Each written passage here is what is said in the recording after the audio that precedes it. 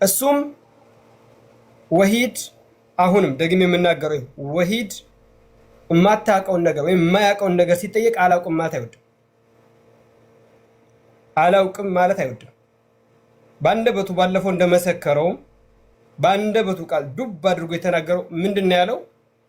ጥያቄው መጣ አልሰማሁትም ነበር አለ አላህ። ወላ ተቅፉ ማ ለይሰ ለከ ቢሂ ዒልም ብሏል። ነገር ግን ለወደፊቱ ተራጁ ይኖራል ብለን ተው መመለስ ይኖራል ብለን ነገር ግን አሁንም በቁርአን አንቀጽ ላይ ማንም ሙፈሰር ያላስቀመጠውን ቁርአን አንቀጽ ላይ አሁንም የለ ተፍሲር አላውቅም ማለት ማንም አልገደለም። በዲናችን ላይ ነብዩ ሰለላሁ ዐለይሂ ወሰለም ራሱ ጥያቄ ሲመጣባቸው ከአላህ መመሪያ ይጠብቁ ነበር። ወየስአሉነከ ዐኒ ሩህ ቁል ሩህ ሚን አምሪ ረቢ። ባለፈው ኡስታዝ ፉአድ ባለፈው ጁማን አይደለ ሲጠቅስ የነበረው ሱረቱል ካህፍን የወረደበትን ምክንያት ሲጠቅስ ለ15 ቀን ቃል ገብተው ነገ መልስ ሰጣችኋለሁ ብሎ የመካ ሙሽሪኮች መተው ነብያችንን ስለ አስሐበል ካህፍና ስለ ሩህና ስለ ዙልቀርነይን ጠየቋቸው። ልብ በሉ ወንድሞቼ፣ ነብያችን ናቸው ተጠያቂዎቹ። ነብያችን ሰለላሁ ዐለይሂ ወሰለም መካ ሙሽሪኮች በፊት በመስደብ በማሳደድ በዘለፋ ነበር የሚከታተሏቸው። ወላኪን ያ ነገር አልሳካ ሲላቸው ከአህለል ኪታቦች ነገራቶችን አጣርተው ጥያቄ ሊያቀርቡበትና ነብይ ከሆነ ይመልስላቸዋል፣ ነብይ ካልሆነ ግን መመለስ አይችልም በሚል ከነሱ መስአላ ወስደው መጡና ነብዩን ጥያቄ ያቀረቡላቸው። ምን ብሎ ነው ያቀረቡት? ነብዩ ሰለላሁ ዐለይሂ ወሰለም ስለ 3 ጥያቄ ጠየቁ።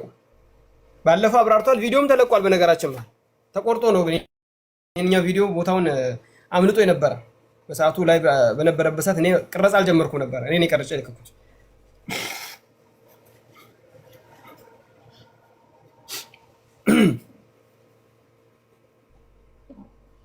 እናም ነብዩ ሰለላሁ ዐለይሂ ወሰለም እንግዲህ ያ ማዕሸረ መን ተፈضሉና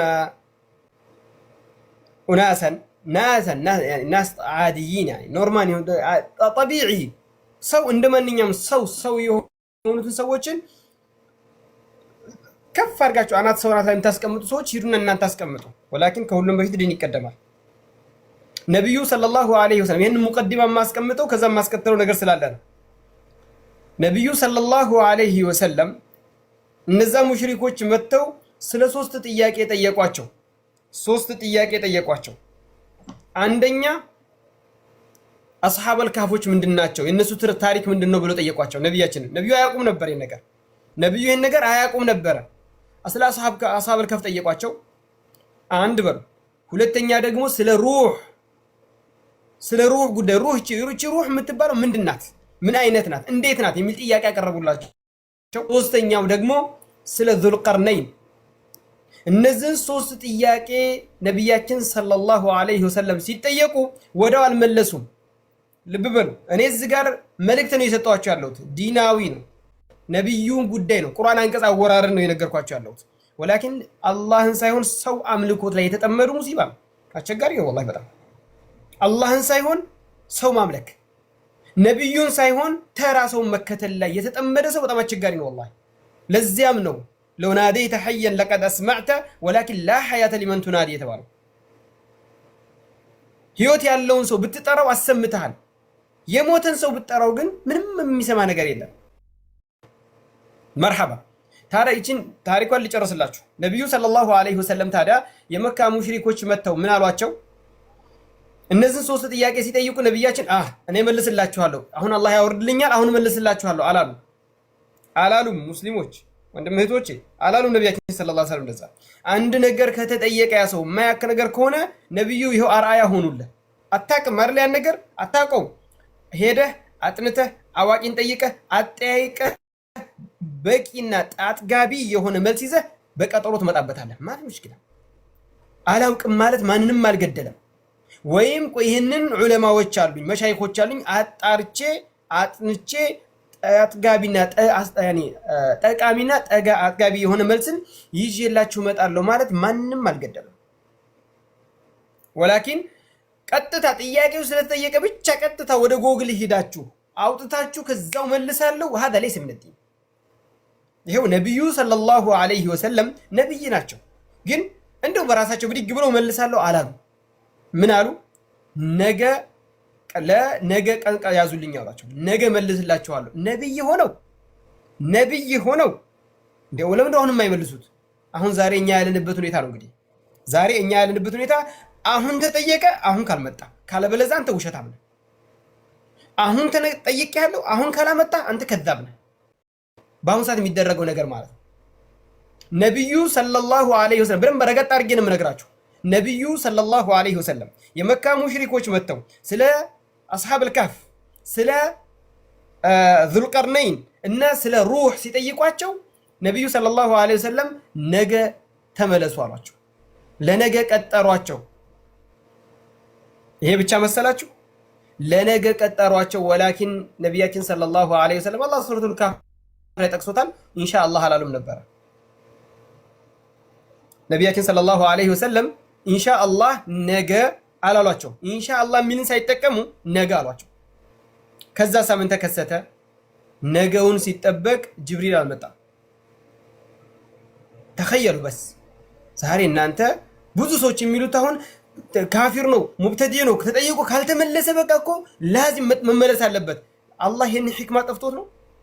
እኛ ዛሬ ሂክማ ብለን የምናስቀምጠው አላህ ጠፍቶት ነው ወይስ አትቁላቱ አሊሙ አላህ ቢዲኒኩም ከአላህ በላይ አዋቂ ልንሆን ነው? ነቢያችን ሰለላሁ ዐለይሂ ወሰለም ነገ መልስላችኋለሁ ብለው በዛን ቀን ወህይ ሳይወርድ ቀረ። ለምን ኢንሻአላህ አላሉ? አንደኛ ይሄ ነው። ሌላኛው የአላህ ሱብሓነሁ ወተዓላ ሂክማ ያለበት ጉዳይ ነው። ማን እያስመሰለና ማን በእውነት ነብይነታቸውን ያመነባቸውን የሚያረጋግጥም ፈተና ነው። ከባድ ፈተና ነው። አንደኛ ጊዜው ነቢያችን ገና ነብይ ነው ተብሎ እየተመሰከረበት ገና ቅርብ ነው። ገና አዲስ የሰለሙ አሉ። ወደዚህ ገና ነቢያችን ነብይነታቸውን ማመን ላይ ገና የገቡ አሉ። አላህ እነዚህ ሰዎች አይ እንዳይከፍሩ ቆይ መልሱን ቶሎ ልስጣቸው አላለም። አላህ 15 ቀን ቆየ። ወደ 15 ቀን የተቃረበ ቆየ ወህይ ሳይወርድ። ነገ መልስላችኋለሁ የተባለው መልስ ለ15 ቀን ተራዘመ። ዛሬ እኛ 15 ቀን አለ 15 ደቂቃ መቆየት አንችልም። ጥያቄ ተጠይቆ 15 ቀን መቆየት 15 ደቂቃ መቆየት አንችልም። ካልመለሰ ተሸንፏል፣ ካልመለሰ ወድቋል። ይሄንን ጥያቄ ጠይቆ እንዳውም በአሁን ሰዓት የሚደረገው ምንድነው የሚባለው? እንዳውም አሁን ሰዓት ምንድነው የሚባለው? መልስ ካልሰጠ ፈርቷል፣ ተሸንፏል። ሰው ሂሳቡ የተነ ማሸነፍና መሸነፍና የሆነ ጉዳይ خلاص ተውዲህ الحق አይደለም፣ በያን الحق አይደለም፣ ሐቅ ገለጻ ላይ አይደለም። ሐቅ እንዳውም ምንድነው የሚባለው በአሁን ሰዓት እኔ ለምሳሌ ብድግ ብዬ አንዱ ወንድሜን መልስ ብሰጥ ብመክረው ለምን ተገናኝታችሁ አትከራከሩም? በቃ በምን ታመነም አትከራክሮ ያሸነፈውን ሐቅ ያዘው። ይሄ ሆኗል ጉዳዩ። ይሄ ደግሞ ዲን አይደለም። ይሄ ደግሞ መቼም ሃይማኖት ሆኖ አያውቅም። ሁለት የተለያዩ ሰዎችን አገናኝተህ በማከራከርና ያሸነፈውን ሐቅ ለመያዝ ብለህ ከሆነ መጀመሪያ የምታዳምጠው አንተ ሐቅና ባጢል መመዘን ትችላለህ? ምንም ቁርአን መቅራት እንኳን የማይችል ምን ይላል? አሁን ለምን ተገናኝታችሁ አትወያዩኝ? እንኳን ወዛገባችሁ። ተገናኝተው ቢወያዩ ማን እውነተኛና ማን ውሸታም እንደሆነ ማን እየተሳሳተ እንደሆነ ማን ሐቀኛ እንደሆነ መመዘን ትችላለህ? ሐቂቀተን እስኪ መመዘን ትችላለህ? ማን ضعيف ሐዲስ እንደሚያነሳና ማን የተሳሳተ ያቆላመመ ሐዲስን እያመጣ እንደሆነ ቁርአን አንቀጽን በማይገባ እያጣመመ እያመጣ እንደሆነ መገመት ትችላለህ? ማስቀመጥ ትችላለህ? አትችልም። አብዛኛው ሰው አይችልም። በሚዲያ ላይ አስቸጋሪ ነው። طيب ከዛም በኋላ ምን ተደረገ ታዲያ? ነብያችን ሰለላሁ ዐለይሂ ወሰለም ከ15 ቀን በኋላ ሱረቱል ካህፍ ወረደ።